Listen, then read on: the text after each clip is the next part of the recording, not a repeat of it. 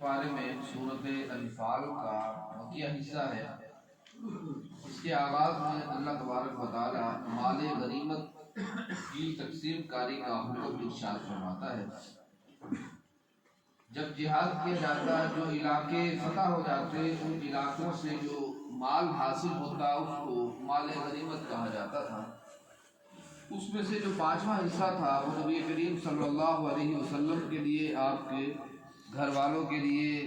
یتیموں، مسکینوں اور مسافروں کے لیے مختص تھا۔ اس کا ذکر فرمایا وَاعْلَمُوا أَنَّمَا غَنِمْتُم مِّن شَيْءٍ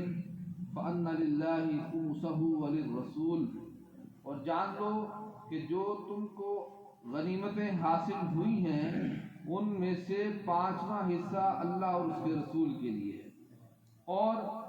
قریبی رشتہ داروں کے لیے ہے، یتیموں، مسکینوں اور مسافروں کے لیے، اور یہ اس کے لیے ہے جو اللہ اور اس کے رسول پر ایمان رکھتا ہے۔ یہاں قیامت کا ایک نام ذکر فرمایا یوم الفرقان، فرق کرنے والا دن، کیونکہ اس دن اللہ تبارک و تعالی اچھے اور برے کے درمیان فرق فرما دے گا۔ تو اس وجہ سے اس قیامت کے دن کو یوم الفرقان بھی کہا جاتا ہے۔ یہاں قیامت کا ایک اور نام بھی ذکر فرمایا یوم التقى الجمعان، جس دن لوگ جمع ہوں گے۔ تو اس دن چونکہ حشر کیا جائے گا، تمام انسانوں کو جمع کیا جائے گا، اس لیے اس کا ایک نام یہ ذکر فرمایا، اور فرمایا واللہ علی کل شیء قدیر، یہ کوئی ایسی بات نہیں جو اللہ عز و جل پر محال ہو اور وہ نہ کر سکے، بلکہ اللہ عز و جل جمیع مخلوقات کو ایک جگہ جمع کرنے پر قادر ہے۔ اس کے بعد اس میں وہ لوگ جو جہاد سے روکتے تھے ان کا ذکر فرمایا کہ وہ لوگ جو جہاد سے روکتے ہیں وہ ایسے ہیں کہ جو شیطان کی پیروی کرنے والے ہیں، اور ان کا اللہ اور اس کے رسول سے کوئی واسطہ نہیں، اور شیطان نے ان کے اعمال کو ان کے لیے خوبصورت بنا کر پیش کر دیا۔ یعنی بعض لوگ جیسے گناہوں میں پڑے رہتے ہیں اور وہ توبہ کی طرف نہیں آتے، تو فرمایا شیطان ان کے لیے ان کے اعمال کو اچھا کر دیتا ہے۔ وہ یہ سمجھتے ہیں کہ ہم اچھا کر رہے ہیں، جب تک انسان یہ نہ سمجھے کہ میں برائی پر ہوں، میں برا ہوں، اس وقت تک وہ اصلاح کے قابل نہیں ہوتا۔ اسی وجہ سے جب دو گروپوں میں جھگڑا ہو جائے تو جب تک ان میں یہ احساس پیدا نہ ہو کہ ہم غلطی پر تھے، اس وقت تک ان میں سے صلح میں کوئی پہل نہیں کرتا، اور جس کو یہ پتہ چل جائے یا احساس ہو جائے کہ میں غلط ہوں تو پھر وہ صلح کی طرف آمادہ بھی ہو جاتا ہے، وہ معافی مانگنے پر بھی آمادہ ہو جاتا ہے۔ تو اسی لیے فرمایا کہ اذا زین لهم الشیطان اعمالهم، کہ جب شیطان نے ان کے لیے ان کے اعمال کو مزین کر دیا تو پھر وہ راہ راست کی طرف نہیں آئے۔ پھر منافقین کا کچھ ذکر فرمایا اس صورت کے اختتام کی طرف، کہ منافقین ایسے ہیں کہ جن کے دلوں کے اندر مرض ہے، بیماری ہے، اور اللہ عز و جل کے احکام میں وہ مختلف تعویلات کرتے ہیں۔ اس کے بعد اللہ عز و جل نے اس پارے کے چوتھے رکوع میں مسلمانوں کو اپنی جنگی قوت کو بڑھانے کا حکم دیا، اور فرمایا کہ دشمنوں کے مقابلے میں اپنی قوت کو بڑھاؤ جتنی تم طاقت رکھتے ہو، گھوڑوں کو باندھنے کے ذریعے اور رمی کو پھینکنے کے ذریعے، یعنی رمی کی قوت کو اضافہ کرنے کا حکم دیا اور گھوڑوں کے قوت کو اضافہ کرنے کا حکم دیا۔ گھوڑوں سے مراد آج کل ہم لے سکتے ہیں جس طرح بری فوج ہوتی ہے، تو فرمایا اس میں اضافہ کرو، اور رمی کی قوت یہ کہا جاتا ہے پھینکنے کی قوت۔ تو اس دور میں چونکہ تیر اندازی یہ رمی کی قوت ہوتی تھی، اور آج کے دور میں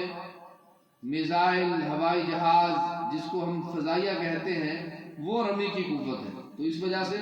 جس کے پاس آج رمی کی قوت زیادہ ہے وہ ممالک جو ہیں وہ مضبوط ترین شمار کیے جاتے ہیں، اور پچھلے چند سالوں میں وہ مسلم ممالک جو کمزور تھے فضائیہ میں، رمی کی قوت میں، ان پر کفار نے قبضہ کیا، ان کو خراب کیا، وہاں فتنہ اور فساد پیدا کیا، عراق، شام، افغانستان، اس طرح کے اور بہت سارے نام ہیں کہ جن کے پاس رمی کی قوت نہیں تھی یا تھی بہت کمزور تھی، اب دشمن ان پر غالب آ گیا۔ تو یہ حکم قرآنی ہے کہ گھوڑوں کی قوت اور رمی کی قوت میں اضافہ کرو، تم ہی غالب رہو گے۔ تو جو اس پر عمل درآمد کرتا رہا، اللہ عز و جل نے دنیا کے اندر دشمنوں سے ان کو امن میں رکھا، اور جو اس کی طرف متوجہ نہیں ہوئے تو دشمن ان پر غالب رہے۔ اور فرمایا کہ اے نبی صلی اللہ علیہ وسلم، حضور صلی اللہ علیہ وسلم کو خطاب فرمایا اور فرمایا کہ آپ مومنین کو جہاد کی طرف راغب کریں، ان کو لالچ دلائیں جہاد کا، جہاد کی طرف لے کر آئیں، کیونکہ ان میں سے اگر 20 آدمی بھی ہوں گے، یعنی مومنین صالحین صابرین 20 افراد بھی ہوں گے تو وہ 200 پر غالب آ جائیں۔ اس کے بعد یعنی پہلے حکم یہی تھا کہ اگر 20 مومن بھی ہوں اور جہاد میں ان کے مقابل میں 200 کفار آ جائیں تو ان پر جہاد لازم۔ پھر بعد میں فرمایا الآن خفف اللہ عنکم، اب اللہ نے تم پر تخفیف فرما دی ہے، کیونکہ وعلم ان فیکم ضعفا، اس نے جان لیا کہ تم کمزور ہو۔ پھر حکم یہ ہوا کہ 100 اگر مومنین صالحین ہوں تو ان کے مقابل میں اگر 200 کفار آ جائیں تو اللہ تبارک و تعالیٰ کی طرف سے جہاد لازم۔ اس کے بعد فرمایا کہ مومن نبی علیہ السلام جو ہیں وہ اللہ کے احکام کو لوگوں پر پہنچانے والے ہیں، اور ان میں کسی قسم کی خیانت کرنے والے نہیں ہیں۔ جو اللہ تبارک و تعالیٰ نے حکم ارشاد فرمایا ہے اس کو امت تک پورا پہنچا دیتے ہیں۔ اس کے بعد اس پارے کے 7ویں رکوع سے سورۃ توبہ کا آغاز ہے۔ سورۃ توبہ مدنی سورت ہے۔ یہ وہ سورت ہے کہ جس کے آغاز میں بسم اللہ الرحمن الرحیم نہیں لکھی گئی۔ یہ واحد سورت ہے، ورنہ ہر سورت کے اندر شروع میں بسم اللہ الرحمن الرحیم لکھا ہوا ہے۔ اس نہ لکھنے کی وجہ ایک تو سب سے بنیادی چیز یہ ہے کہ قرآن پاک کی جو ترتیب ہے، یعنی پہلا پارہ، دوسرا پارہ، پہلی سورت، دوسری سورت، 10ویں سورت، جو بھی ترتیب ہے یہ سب من جانب اللہ ہے، یہ بندوں کی بنائی ہوئی نہیں ہے، بلکہ یہ اللہ ہی کی طرف سے ہے۔ اس کو کہا جاتا ہے توقیفی، یعنی اللہ تبارک و تعالیٰ نے اس پر ہمیں واقفیت دی ہے، اس پر اطلاع دی ہے کہ یہ آیت فلاں کی جگہ پر ہے، یہ سورت فلاں سورت کے بعد آئے گی۔ تو اس لیے ایک تو یہ ہے کہ یہاں پر جب یہ سورت نازل ہوئی تو بسم اللہ الرحمن الرحیم نازل ہی نہیں ہوئی۔ اس کے ساتھ اسی وجہ سے نبی کریم صلی اللہ علیہ وسلم نے اس سورت کے آغاز میں بسم اللہ الرحمن الرحیم نہیں لکھوائی، ورنہ جب کوئی سورت نازل ہوتی یا آیت نازل ہوتی، نبی کریم صلی اللہ علیہ وسلم وہی لکھنے والے صحابی کو بلواتے اور فرماتے کہ یہ آیت فلاں آیت کے بعد لکھ دو، یہ آیت فلاں آیت سے پہلے لکھ دو۔ تو اس طرح وہ ترتیب بنا دیتے ہیں۔ اور بعض مفسرین کا خیال ہے کہ اصل میں سورت انفال اور سورت توبہ ایک ہی سورت ہے، ان میں کوئی فرق نہیں ہے، تو اس وجہ سے یہاں سورت کے درمیان میں بسم اللہ الرحمن الرحیم نہیں لکھی گئی۔ مضامین چونکہ دونوں کے تقریباً ملتے جلتے ہیں، یعنی سورت انفال کے اندر بھی منافقین، جہاد اور دیگر احکام کا ذکر ہے، اسی طرح سورت توبہ میں بھی انہی مشرکین، منافقین اور غزوات کا ذکر ہے، تو اس وجہ سے ان دونوں کے جو مضامین ہیں وہ تقریباً ملتے جلتے ہیں۔ تو فرمایا اس سورت کے آغاز میں فرمایا اللہ اور اس کا رسول مشرکین کی ہر باتوں سے بری ہے، اور پھر 4 حرمت والے مہینوں کا ذکر فرمایا، رجب، ذی قعدہ، ذی الحج اور محرم، ان کا ذکر فرمایا کہ اس میں فتنہ اور فساد نہ کرو، اور پھر حج کی فرضیت کا ذکر بھی اس سورت کے آغاز میں فرمایا کہ وَأَذَانٌ مِّنَ اللَّهِ وَرَسُولِهِ إِلَى النَّاسِ يَوْمَ الْحَجِّ الْأَكْبَرِ، اور پھر اہم ترین ایک حکم فرمایا کہ مشرکین اور منافقین بعض اوقات کوئی خبر لے کر آتے ہیں تو فرمایا کہ ان احد من المشرکین استجارک، کہ جب کوئی مشرک کوئی بات لے کر آئے تو اس بات کی تصدیق نہ کرو، یعنی اس کو مان نہ لو یہاں تک کہ اس کی تصدیق ہو جائے۔ تو جو منافقین ہیں یا مشرکین ہیں اگر کوئی بات پہنچائیں تو اس اکیلے کی بات کو نہ مان لیا جائے، بلکہ اگر وہ بات پختہ ہو جائے یا ثابت ہو جائے تو پھر ماننے میں کوئی حرج نہیں ہے، کیونکہ یہ جو منافقین اور مشرکین ہیں یہ تو چاہتے ہیں کہ مسلمانوں میں فتنہ اور فساد برپا کیا جائے۔ اسی وجہ سے بعض اوقات جو ہے کوئی خبر آتی ہے وہ جھوٹی ہوتی ہے، تو اس لیے اکیلے آدمی کی خبر کو اسلام نے قبول نہیں کیا، نہ گواہی کو قبول کیا، اور اسی وجہ سے فرمایا کہ دو بندوں کی گواہی قابل قبول ہے، کیونکہ ہو سکتا ہے کہ اکیلا آدمی غلط بیانی کر رہا ہو۔ تو اس لیے فرمایا بالخصوص جب منافقین اور مشرکین کوئی بات کریں تو ان کی بات کو بالکل قبول نہ کیا جائے۔ اس کے بعد مشرکین کے لیے مسجد حرام اور دیگر مساجد سے دور رکھنے کا حکم ارشاد فرمایا، اور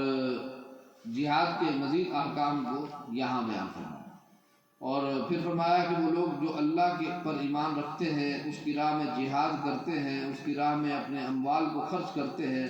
اپنی جانوں کو خرچ کرتے ہیں۔ اپنی جانوں کو خرچ کرنے کا مطلب اپنی جانوں کو قربان کرتے ہیں، یعنی شہید ہو جاتے ہیں۔ اللہ عز و جل نے اعظم درجۃ عند اللہ، اللہ کے نزدیک ان کے درجات بہت بلند ہے،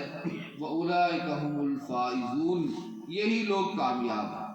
کہ آدمی بعض اوقات دیکھتا ہے کہ میری کامیابی کیا ہے، فرمایا جو اللہ کے لیے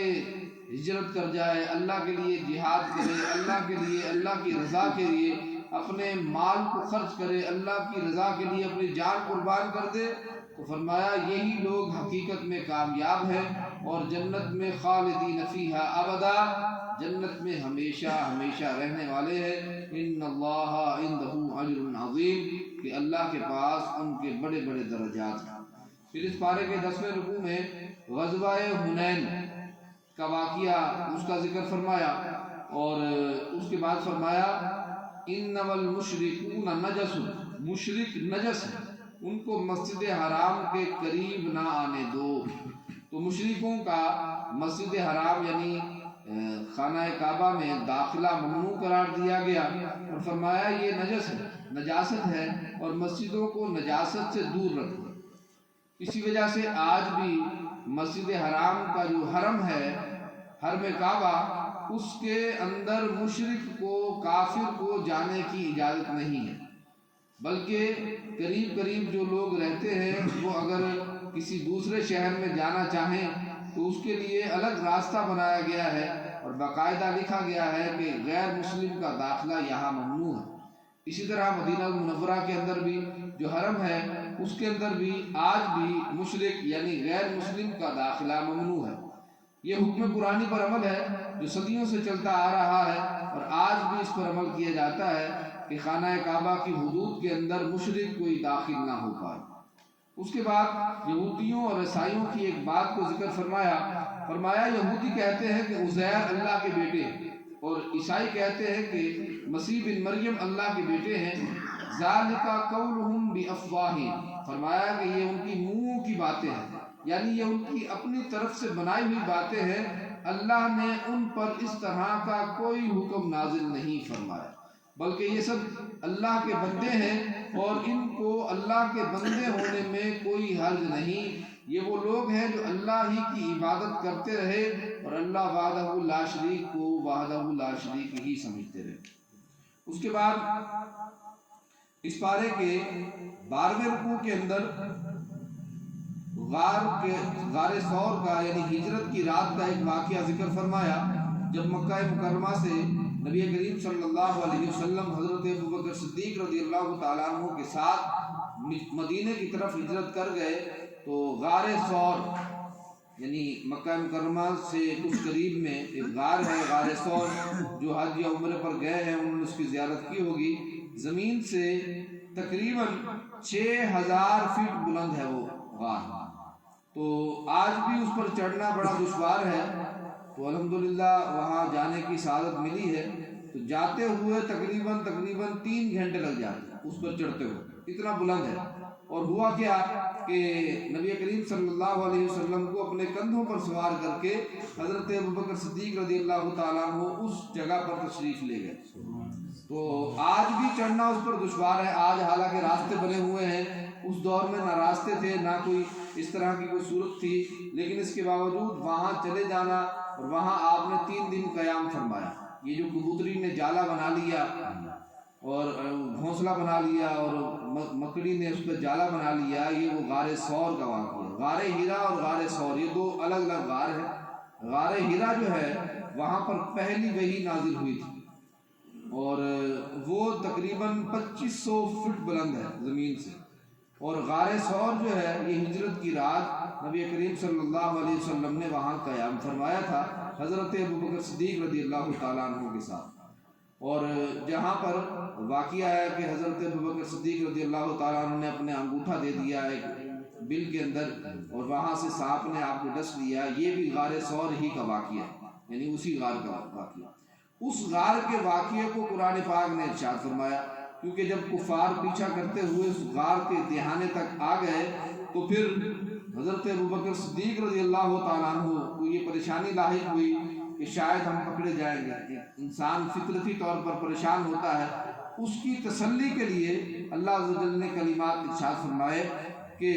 اذ یقول لصاحبہ لا تحزن ان اللہ معنا، کہ جب ایک دوست نے دوسرے ساتھی کو کہا کہ تم پریشان نہ ہو، اللہ ہمارے ساتھ ہے. اور فانزل اللہ سکینتہ علیہ، اور اللہ نے سکینہ یعنی سکون کو اس پر نازل کر دیا اور ایسے لشکر کے ساتھ مدد کی جس کو وہ نہیں دیکھ رہے تھے. کیونکہ حضرت ابوبکر صدیق رضی اللہ تعالیٰ عنہ کے بارے میں یہ آیت مبارکہ ہے، تو چونکہ حضرت ابوبکر صدیق نبی نہیں تھے تو وہ فرشتوں کو دیکھ نہیں سکتے تھے. تو چونکہ انبیاء کرام جو ہے وہ فرشتوں کو دیکھتے ہیں، تو اس لیے فرمایا بجنود لم تروها، ایسے لشکر کے ساتھ مدد کی جس کو وہ دیکھ نہیں رہے تھے. تو فرمایا واللہ عزیز حکیم، اور اللہ ہی غالب حکمت والا ہے. یعنی کفار مکہ یہ چاہتے تھے کہ وہ آپ کو پکڑ لیں، آپ کو قتل کر دیں، لیکن اللہ چاہتا تھا کہ آپ مدینے تک پہنچیں، آپ ہجرت کر جائیں، آپ کو کوئی نقصان نہ ہو. اور ایسا ہی ہوا، کیونکہ واللہ غالب اور واللہ عزیز، اللہ اپنی حکمت میں غالب ہے، عزیز ہے، تو لہٰذا اسی کا حکم نافذ ہے. جو وہ چاہتا ہے وہی ہوتا ہے، اس کی چاہت کے بغیر کچھ نہیں ہوتا. تو اس کا ذکر یہاں فرمایا. اس کے بعد اللہ عز و جل نے زکوٰۃ کن کن کو دی جا سکتی ہے ان کا ذکر فرمایا. صدقات فرمایا، صدقات فقراء فقیروں کے لیے ہے، مسکینوں کے لیے ہے. فقیر کہتے ہیں اس شخص کو جس کے پاس آج کے دور میں 1,80,000 روپے مالیت کی کوئی رقم نہ ہو، کوئی اضافی چیز نہ ہو، یا کوئی ایسی چیز نہ ہو جس کی مالیت 52.5 تولے چاندی، جس کا اندازہ آج کے دور میں رقم کے حساب سے لگایا جائے تو 1,80,000 کے قریب بنتی ہے. تو فرمایا وہ مسکین کو دی، فقیر کو دی جا سکتی ہے، مسکین کو. اور اسی طرح زکوٰۃ اکٹھے کرنے کے لیے جن ملازمین کو رکھا جاتا تھا ان کی تنخواہیں بھی اس میں سے دی جا سکتی ہیں. والعاملین علیہا، اور زکوٰۃ اکٹھے کرنے میں یعنی صدقات اکٹھے کرنے کے لیے جو عامل ہیں، یعنی جو کام کرنے والے مزدور یا ملازمین، ان کی تنخواہیں. اور ایک منصب یہ ہوتا تھا کہ پہلے کفار جو سردار ہوتے ان کے دلوں کو نرم کرنے کے لیے صدقات ان کو دیے جاتے تھے. ان کو کہا جاتا ہے مؤلفات قلوب، یعنی ان کے دلوں کو نرم کرنے کے لیے زکوٰۃ دینا. تو اب چونکہ ایسا حکم نہیں ہے، چونکہ نبی کریم صلی اللہ علیہ وسلم کی وفات کے بعد، آپ کے وصال کے بعد یہ حکم منسوخ ہو گیا کہ اب جو ہے کفار کے سرداروں کو خوش کرنے کے لیے زکوٰۃ دینے کا حکم نہیں ہے. اس کے بعد قیدیوں کو چھڑانے کے لیے زکوٰۃ کا استعمال، مسافرین کے لیے اور اللہ کی راہ میں جہاد کرنے والوں کے لیے، جہاد کے لیے زکوٰۃ کی رقم استعمال کی جا سکتی ہے. تو فرمایا فریضۃ من اللہ، یہ اللہ کی طرف سے فرض کردہ احکام ہے. واللہ علیم حکیم، اور اللہ عز و جل ہی بہتر جاننے والا ہے. اس کے بعد مومنین اور منافقین کی ایک مثال کو بیان فرمایا. فرمایا مومن اور مومنات اور منافق اور منافقات، یعنی منافق مرد اور منافق عورتیں، وہ ایک دوسرے کے ساتھی ہیں ایک دوسرے کو برائی کا حکم دیتے ہیں اور اچھائی سے روکتے ہیں، اور مومن اور مومنات، مومن مرد اور مومن عورتیں ایک دوسرے کی ساتھی ہیں، وہ نیکی کا حکم دیتے ہیں اور برائی سے منع کرتے ہیں، نماز قائم کرتے ہیں، زکوٰۃ ادا کرتے ہیں اور اللہ اس کے رسول کی اطاعت کرتے ہیں۔ اللہ عز و جل ان پر رحم فرمائے گا۔ اللہ عز و جل ہی غالب حکمت والا ہے، اور اللہ نے مومنین اور مومنات کے ساتھ جنت کا وعدہ فرما رکھا ہے، جس کے نیچے نہر رواں ہے، اور اس میں وہ ہمیشہ ہمیشہ رہیں گے، اور ان میں ان کا رہنا وہ پاکیزہ ہوگا اور اللہ کی رضوان ہوگی۔ فرمایا جو لوگ ایسا کرتے ہیں ذالک هو الفوز العظیم، یہی بہت بڑی کامیابی ہے کہ اللہ کی رضا حاصل ہو جائے اور جنت میں داخلہ ہو جائے۔ اللہ تبارک و تعالی ہم سب کو